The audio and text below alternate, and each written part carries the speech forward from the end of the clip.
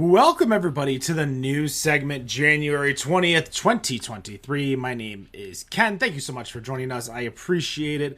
We are live Fridays after the interview segment of Better on Draft, usually around 8:15 to 8:20 p.m. Eastern. You can join us live, facebook.com/Better on Draft or twitch.tv/Better on Draft. Feel free to ask us questions, interact with us, ask our guest questions that they may have, or feel free to add commentary that you would like. We do watch it and appreciate you guys listening live. Of course, if you're listening via the podcast, come check us out on YouTube, youtube.com/Better on Draft. And if you're on YouTube, go subscribe to us. We're on Spotify, iTunes, Google Podcasts, Amazon Podcasts, all the places that you can get podcasts. That's where we are. Let's go around and see what everybody is drinking. I'll start off with myself. I am apparently going super slow because I am still drinking the Fat King Weizenbach from Loaded Dice, as well as the Schlafly. Just rolls right off the tongue, doesn't it? Schlafly Kolsch. Finishing that up as well. Dan, what do you got over there? Still working on this Liquid Death. Danny, what about you? I've got my second local hell from Urban Rust. And Nicholas. Well, I killed off that Robert the Bruce from Three Floyds, and I am now back on the S'more Stout kit from Shorts. Perfect. As always with the craft beer news, we all bring in an article and discuss it. We are going to start with my article this week because it is something very, very interesting that I had never learned about and very confusing when I would go to places like Speedway or a local party store that was a beer-only party store, and I would see mini shots of Fireball. And little did I know that they are not actually shots of whiskey, but in fact a cinnamon malt-based beverage, which is then considered a beer, which is why they could sell it. For those of you not in Michigan, we do have different licensing regulations in some states. It's the same in most states, but we have a ability to sell liquor at one site. And then you can get beer, basically everything else as a different license. So if you go to a place like a party store here in Michigan that sells liquor, beer, and wine, they have both licenses, whereas there's a lot of places where you might see beer and wine but no liquor. That is one separate license than just a liquor license to sell liquor. There is a limited amount of liquor license, spirit license, that you can use in each city. Each city gets one based on the population that gets updated every 10 years with the, oh my God, why am I space? Census. There we go. That gets updated with the census. So depending on where you live, that's why there can only be so many party stores, liquor stores within the city itself. There are an unlimited amount of beer and wine licenses that you can get, so that's why you might see a lot of places that start with beer and wine and then add liquor later when they're able to acquire a liquor license. With that in mind, going back to my story, there is a lawsuit coming out where Sazerac was hit with a class action lawsuit over the malt-based Fireball cinnamon product. Of course, this is the product that you'll see at places that do not sell liquor, but still somehow sell little glass bottles, little shot glass bottles of spirit. So this is a malt base as opposed to a whiskey base because there is no whiskey in there. It's also it's considered an FMB, so it's kind of like a Not Your Father's Root Beer or Henry's Hard Soda, and it's actually almost half the ABV of regular Fireball. With that in mind, this is so much that I've learned about in the first place. But did any of you know that these existed, that these were FMBs and not whiskey? Yeah, you see them quite a bit out here. Yeah, there a lot of places have wine-based spirits actually that they'll use if they have beer and wine only. So it's actually pretty common. I don't know who buys them. I've never seen anyone actually drink one of these, but I see them everywhere as an option if you actually want to get it where they don't sell liquor at. These seem to be a little bit more either party favors, something you might stick in like a holiday stocking or a holiday giveaway if you're filling up like a a charity crate or something like that, or if you're looking to add a few, shots when you go into a venue and you don't want to pay for venue-based pricing of a certain product, that's where I see most people buying them. I actually have a few random ones, not of the FMBs or the wine-based, but actual like shot-based, so like Bailey's, stuff that just kind of gets collected and never drank here, simply because that's where I get them as like a Christmas stocking stuffer, or a little bit extra. Dan, you're seeing them a lot. Nick, what did you want to say? I was gonna say I didn't even know that this existed. I'm now halfway tempted, following the conclusion of tonight's show, to go downstairs to the basement where my wife has all these little shooters sitting in the freezer right now, because she loves, as Ken, she loves Fireball. So now I'm really curious, is there by chance 2 different types of Fireball sitting inside my freezer right now? So I did not know this was a thing. I'm shocked a little bit, not too much, but I didn't know this was a thing. There was 2 different types of ABV for Fireball. Yeah, to get around the liquor piece. Well, it's not getting around the liquor piece, because it's a difference between a malt based and a whiskey base. So one of them, they're 2 completely different products almost. They're just cinnamon flavored beverage. One is an FMB, so it's almost like a cinnamon flavored beer that's in a shot form that's a high ABV.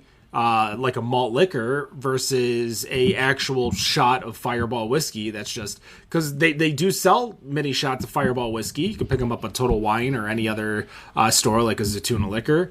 But there is a whole lawsuit about it because of the false advertisement. Because if you look at the logos, you would not be able to tell the difference.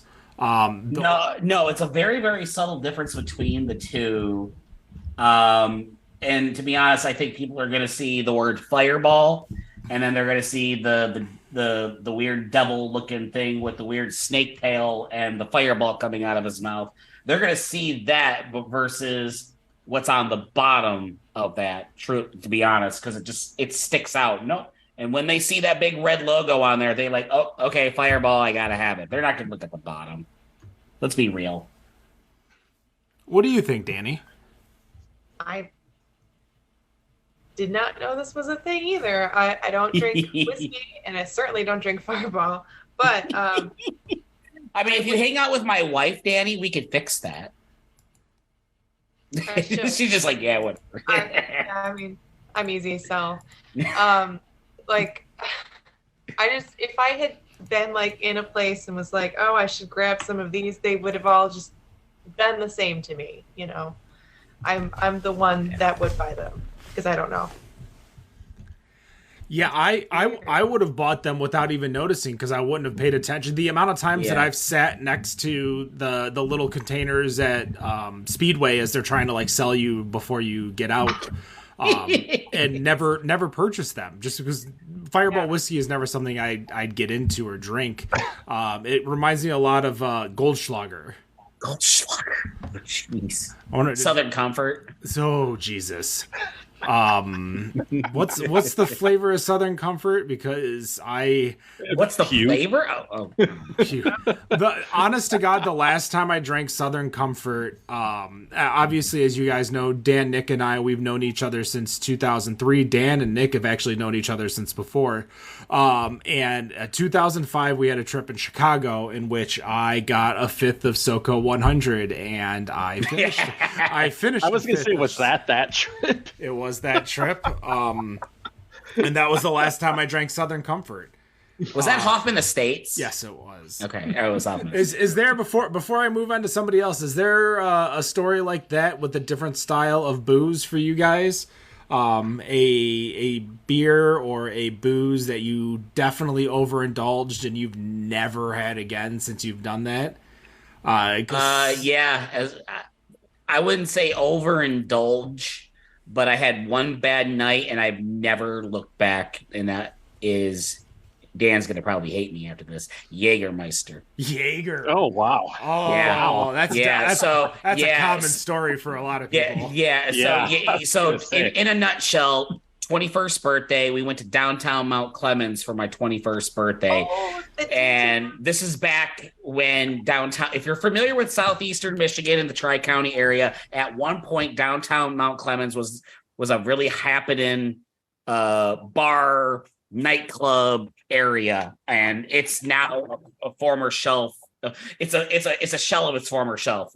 We're at the Hayloft liquor stand. Yeah, Hayloft, the Post, Emerald Ballroom, all those are gone now. It's like a ghost town. But anyway, make a long story short, tons of Jaeger was drank that night, and I never had Jägermeister since. And I'm 37 now. It's about time to try it again. It's still pretty good. I'm going to do a hard pass, Daniel. What about you, Dan? Brother.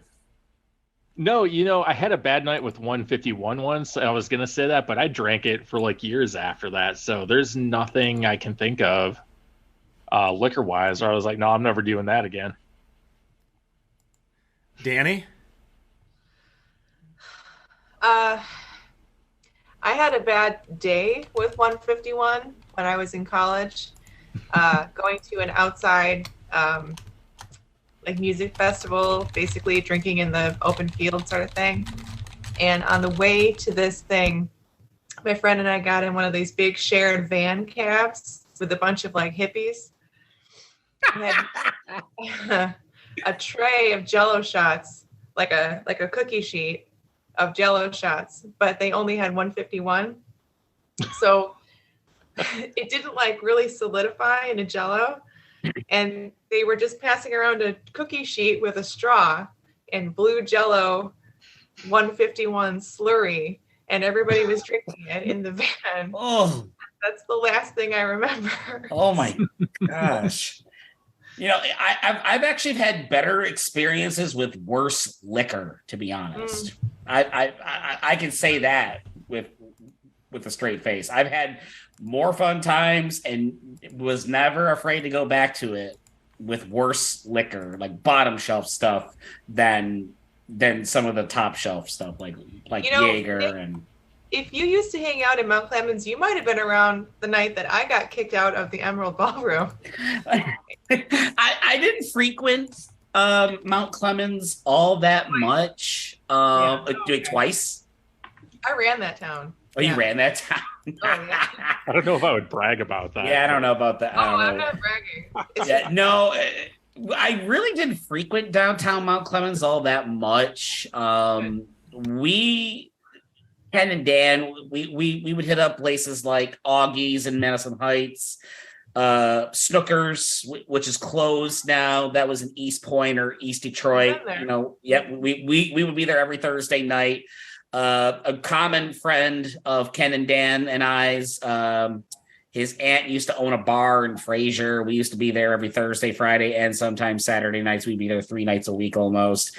And then there was a lot of other places that we'd like float around to, like Gator Jake's and a lot of other hole in the wall bars like JP Shakers. That's Warren. Mm-hmm. It's now called something different now, I think. So. Yeah, all those bars have changed names for sure. I drove by it. I'm like, I don't even know where I am anymore. Yeah, some of the times. I really quickly, I drove up Gratiot Avenue from 9 Mile all the way to a couple miles north, and some of the places that I'm familiar with are either gone or renamed to something different now. Something completely different, and it's just crazy how time can change so much in an area. So, but we see that with Midtown Detroit. There's so many more restaurants and bars there now in Midtown than since I graduated college in 2012, and that's almost 11 years now, a little over 10. Well, Nick, let's go with your article. What do you got to talk about today? Let's talk a little bit about the big game, even though we're still about a couple weeks out from the big game. That's the Super Bowl. And of course, one of the fun things about the Super Bowl is the commercials. And of course, all the big companies are paying big bucks for advertising for the big game. I'm very curious to see how much a 30-second spot's going to be this year. But we have seen some companies jump into the fray, and we've seen some really big companies jump out. One company that is jumping back in after 30 years of being away is none other than Molson Coors. Molson Coors did announce just a few days ago that they are coming back to the Super Bowl with a commercial, and it'll be some kind of a friendly competition between two of its brands, Coors Light, Miller Lite. The CMO of Molson Coors, Michelle St. Jacques, and the U.S. Sales and Distributor Operations President just sent a memo out to all of their distributors announcing that this is coming. And I quote the both of them in a joint statement: "When we announced our plans to return to the Super Bowl, we said the decision took us less than a minute. And after 30 years of being away, you might say we're a little excited at the chance to make Super Bowl history. And now the countdown is on with less than 1 month away to the big day." As I said earlier, this is the first time in more than 30 years, that they have done any kind of commercial. AB InBev has been the leader of the category of all the different companies that have hosted commercials. They announced back in June that they are going to forego the Super Bowl this year to quote unquote rebalance its media investments. That said, can you guys recall some of your favorite commercials, whether they're beer related or not, that were played during the Super Bowl? It's probably a little bit of a tough question, but are there any kind of commercials that you recall that kind of stood out to you, beer related or even not beer related? Yeah, don't everyone go all at once. Yeah, I know. It's a tough question. Well, there's obviously some of the iconics like the Wazop, that started an entire like decades trend worth of people answering the phone, screaming that. I guess I'm trying to think of like Super Bowl related commercials. Like there's the Great Taste Less Filling commercials with the girls that are fighting over the beer. Where they fight in the fountain. Yeah. The Budweiser Clydesdales, those are always, iconic commercials. Honestly, with Super Bowl commercials, there's not too many that I can actually like remember off the top of my head that what was the E-Trade baby? Oh yeah. How about the pets.com? Going way back to that damn dog puppet thing. Y'all remember? No? Yeah. No. Y'all too young? Maybe. Or how about the Bud Bowl commercials? Those were always good. That's going back to the 80s. Was the commercials a big thing in the 80s too? Yeah. Yeah, they were. I don't know. I was only there for a few years. So really, really quickly, I found a video on YouTube, and it took me 30 seconds to find this, of the 10 famous Super Bowl commercials for Budweiser. And as you slide to kind of pan through the video, it even shows where in the video is the most replayed portion of the video. And Ken mentioned the commercial a moment ago. It's the Wazop commercial. People have played that part of the video more frequent than any other part of the video, which again kind of talks to just how much we remember that phrase, and how it was used not only in the commercial but also outside of the commercial in movies and in television and other stuff. I think one of my favorite uses of it was during the Scary Movie with the Wayans brothers, where the killer goes on the phone, starts calling people, and then you start seeing his masked face change with his tongue sticking out. I think I laughed at that part than any other part in the movie. So again, just a testament as to that particular commercial played during the Super Bowl, how it's lasted a decade. It's pretty cool. So I think there's a lot of commercials that we remember that we might not necessarily, like, we remember them as great commercials, but we don't remember them necessarily as Super Bowl commercials. Because remember the Old Spice, I was about to say Isaiah Thomas, but I don't think that's his name. It's like Isaiah something. But the Look at Your Man commercial with him in like a towel, that was technically a Super Bowl commercial. The Cindy Crawford Pepsi commercial is a Super Bowl commercial. There is one that I remember from a few years ago as I'm looking at this list, so I'm cheating a little bit, where Alexa loses her voice and they get a bunch of famous people to be Alexa, and it's like Cardi B and Gordon Ramsay. But like I remember a lot of these commercials. I just don't remember them being Super Bowl commercials. Was the Office linebacker, was that a Super Bowl commercial? I mean, it's a football commercial, but was it a Super Bowl commercial? Is the question. I think there's a lot of great commercials. Yeah, it was a Super Bowl commercial. Yeah, like that was a fun commercial, but I just don't remember it being a Super Bowl commercial. I don't know if it was Super Bowl, but wasn't there one that was around that time? Maybe it was.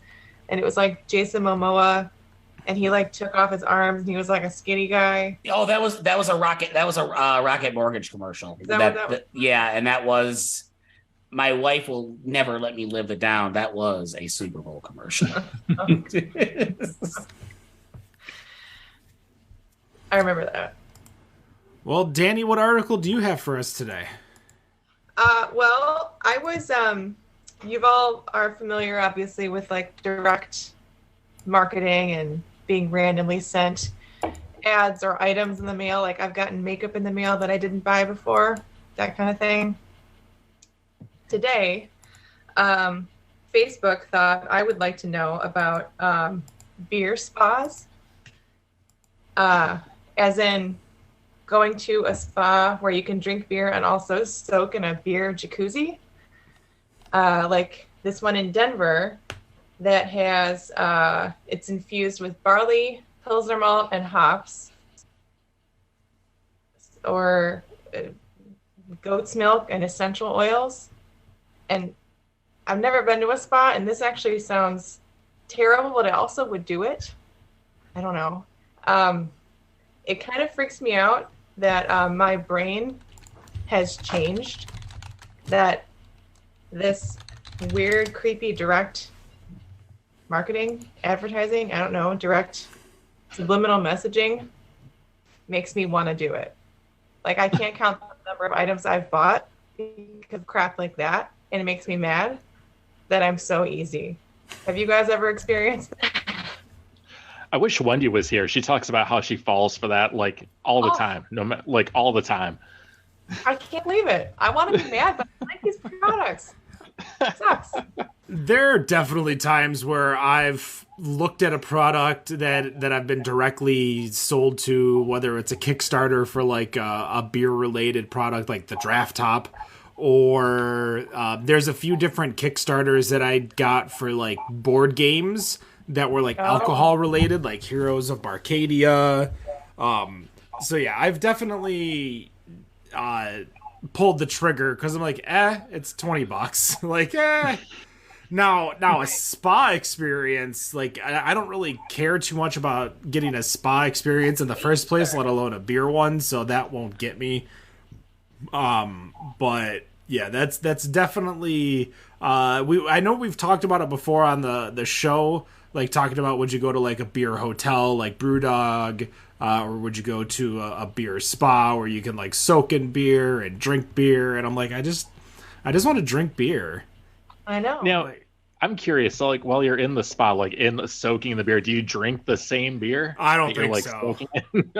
I hope not. I don't know. What kind of beer is it too? Like, what are we putting in there? Pabst One of Blue them Ribbon. sounded like a Goza. Or I'm sorry. That much of a Goza? Jesus, that's got to cost a lot of money to soak in. You know, I don't know why this. You know, we talked about last week. I don't want a beer with ball sweat in it. Like, here's your beer with ball sweat in it. That's it. What do they do with this afterward? You can't like use it. I don't know. It just freaks They me sell out. it as Busch Light. Oh, come on. Big keg it. That was such a low hanging fruit, but somebody had to take it. They're this particular spa's selling phrase is it's beer inside and out. I mean, There's just so many, like, there's probably, like, beer, like, everything. Like, beer facial, beer, I don't know. It just, these are the kinds of things that, I feel like there's probably some type of benefit to it. Like, it actually exists, like, it works or it does what it needs to do, but I don't want to spend the money on it. Like, there's actually things that I still want to go try, like spa self-care, like those float tanks. Like, those seem like something that I'd love to try, or like the cryogenic therapy, like the super cold like I'm gonna do that way before I do a beer spa day in a random, I think this is over in Denver. Dan, we could have did it when we went to GABF. Why didn't we go get Good question. A spa day for the men? We should have done that. Good time. Drink the ball sweat beer and then go to GABF. Fun times. gross. It's probably warm too. Like, it's probably not cold. You know, It's like hot. It's like in a jacuzzi, like jacuzzied beer. Do you think it smells like when you go to a brewery and it's their brew day and there's like that cereal smell? Oh, I don't mind that. I know, but it's you now. you smell like that after. You smell like a you're brew part day. of the smell. I don't know. Dan, what's your article for the day? All right, fun stuff. You know, if Mountain Dew hard whatever wasn't enough, this month Monster Energy is launching the Beast Unleash RTD. It's going to be released in 12-ounce mixed packs or variety packs, as well as 16-ounce cans, so you can walk around with a paper bag, drink it out on the street, apparently. It's going to release in 4 flavors: Mean Green, White Haze, Peach Perfect, and Scary Berries. Set to roll out starting this month, and it'll be nationwide by the end of the year. So are we jumping the shark yet with these? That's my real question about this. And number 2, do we need to have Rob do a blind taste test between this, between the Mean Green and the Green 4 Loco that he loves so much? Nick, what do you think? Go on, Ken, go ahead. Go ahead, Ken. I was gonna say I loved the original 4 Loco. Like, those red cans. Yeah, you did. I would be able to get drunk on 2 a night, or not drunk, but have a nice buzz the whole night, drink 2, $6, and I'm good. Like, I didn't need to do anything else but do that. Now, when it comes to all these flavors, like, if it's gonna be I don't know if it's gonna be caffeinated. I don't know if it's gonna be tasting like some of the Mountain Dew flavors. I did have one of those hard Mountain Dew seltzers 2 weeks ago or last week. So I sure kind of like how we were talking, Danny. I'll try it. Yeah. They're going to sell it to me, so I'll try it. But honestly, like, if you could can up the white Monster, the white 0 carb, 0 sugar, 0 calorie Monster, and give it to me in a flavor, whether it's a soda or it's a seltzer or it's a RTD, if you can get me that flavor, I'll drink the shit out of it. I haven't had an energy drink in over 3 years. And so like I miss it, but I miss the flavor more than anything. Like I don't miss the caffeine and the boost and the rush. Like I just miss that flavor of the white monster. Yeah. What about you, Nick? I mean, I'll give it a shot. Because I'm curious. I mean, I feel like it is a little jump the sharky a little bit, I thought so with the Mountain Dew too. Yeah. Then I found out a bunch of people in their 40s and late 30s drink Mountain Dew. Yeah, so can you imagine? News to me too. Can you imagine people at the motocross races at Ford Field, where, mind you, I believe that's sponsored by Monster, if I'm not mistaken, drinking nothing but RTDs at that event? Can you imagine that? Yeah, I can imagine that because they sponsor. Yeah, that's a good point. It's all they have available for these. Yeah, I know. Or what about, is it NASCAR? Isn't it the Monster Cup Series now? Isn't that what it's called? I don't know. I have no idea. I think it's the Monster Cup Series. I think now they're driving around the track drinking these. Where they're making left hand turns and all the time. I don't know. I mean, good for them to be able to expand that. I believe, and I think Canarchy is kind of spearheading this, right? Yeah, it's Canarchy. So they're going to have someone who knows the business, or at least know the alcohol business. Canarchy, I think, is probably a very, very suitable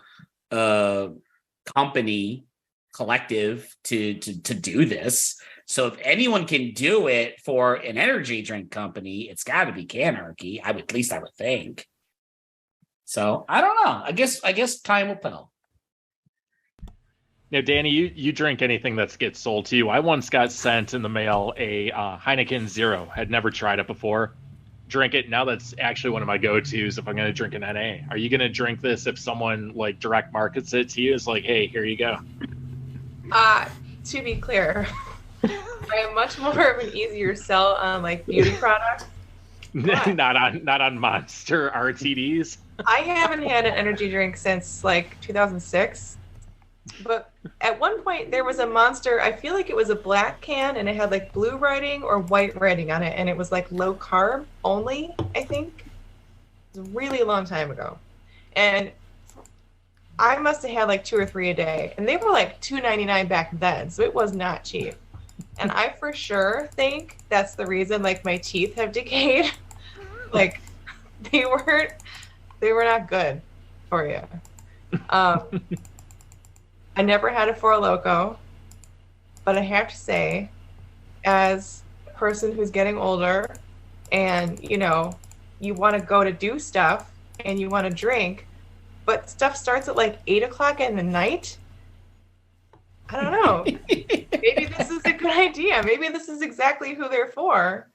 Somebody who wants to be able to go out, but also get a little buzzy and not get tired.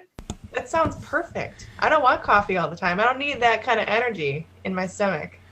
Here's the thing, and I 100% agree, and I'm not dreading it, but I know it's going to happen, is that Nick and I are going to see a show on February 10th. We're going to go see Darude, known for his one-hit Sandstorm.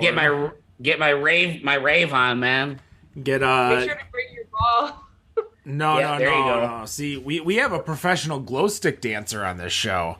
If you guys did that's a throwback. Dan. Wow. Dan is very, very good with glow sticks. Maybe one day we'll get him to give us a demonstration on the show. One of my school dances was a rave without the alcohol. So I don't know how I'm gonna be staying up that late. New Year's Eve was definitely a tough night for me, for sure. What time do shows end? At like 11? What are we talking about here? He doesn't typically go on until midnight.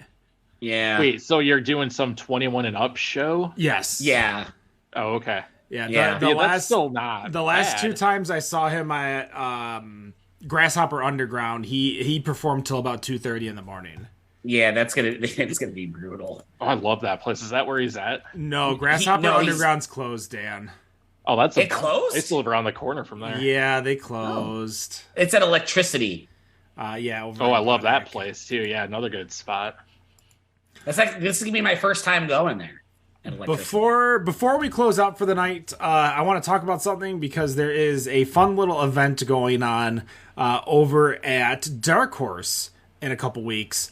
As a friendly notation, they're not sponsoring us. They're not giving us any money for this. This is simply just hey, this seems pretty cool. But they're doing a beer Olympics over there with 5 events, including quarters, beer pong, an 8-legged ski race, which I don't know what that is. 8-legged ski race. A flip cup and an ice cube tray chug. So I'm guessing they pour the beer in an ice cube and you gotta like chug it without spilling any, which seems very like easy in your mind, but then you like think of what an ice cube tray looks like and you're like, oh, that seems very complicated. Oh, okay. I know what that is. An ice cube tray, Nick?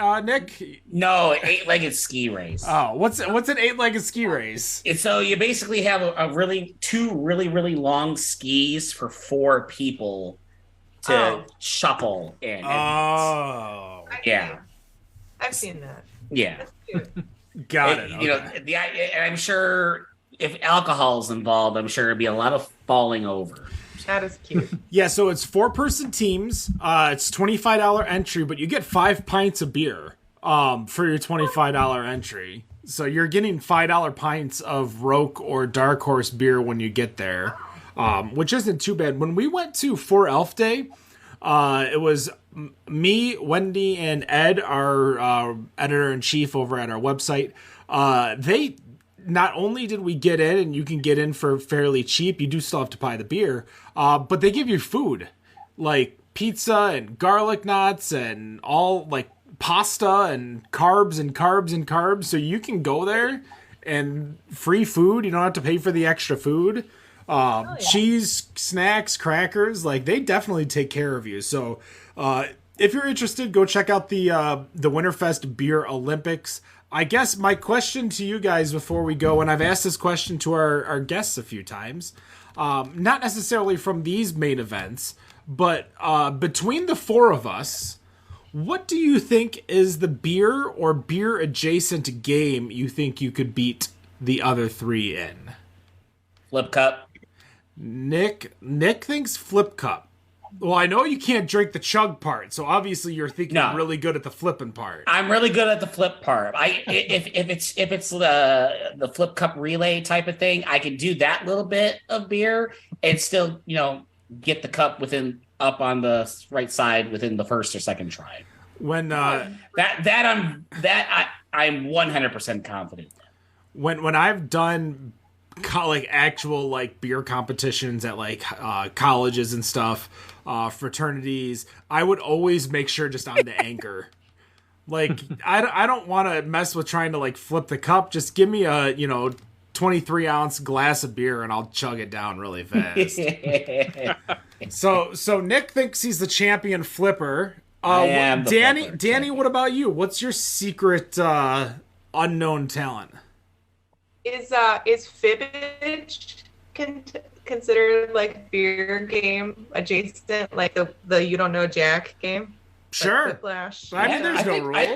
I think that can pass. Yeah. I'm creepy good at Fibbage. It turns out I'm really good at lying, and it's a weird. I'm really good at it. Yeah. Well, the confidence in Danny over there and her lying ability. Dan, we're gonna have to play that once. Stan. I can outlie everyone, but I can outlie. Oh, me, easy. It's Edward 40 Hands.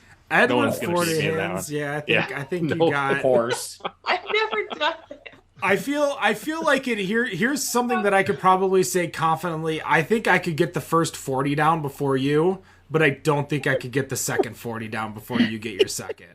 I don't know. You've never seen me down a 40 as fast as I can. I haven't, no. But you've seen me chug a beer. That's true. You know I have that ability, but I also know my ability of getting 80 ounces of beer in is not that good. For me, and we're gonna go beer adjacent. I thought I used to be good at beer pong until I went to a beer pong tournament in Vegas and got my ass handed to me.